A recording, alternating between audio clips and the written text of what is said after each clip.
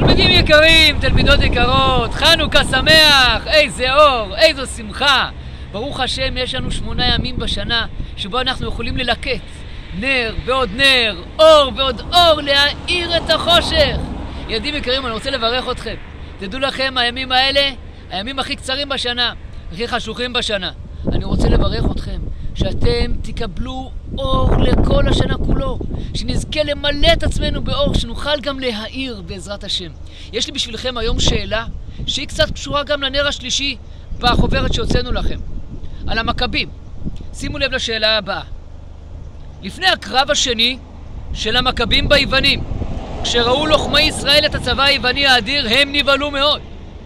השאלה היא, כיצד חיזק יהודה המכבי את לוחמיו לפני הקרב? יש לנו 4 אפשרויות. האפשרות הראשונה, דבר קל הוא שימסרו רבים ביד מעטים, כי אין לשמיים מעצור להושע ברוב או במעט. אפשרות שנייה, לא ברוב חיל הניצחון במלחמה, כי מן השמיים באה גבורה. אפשרות שלישית, הקדוש ברוך הוא יגוף אותם מפנינו, ואתם אל תיראו מפניהם.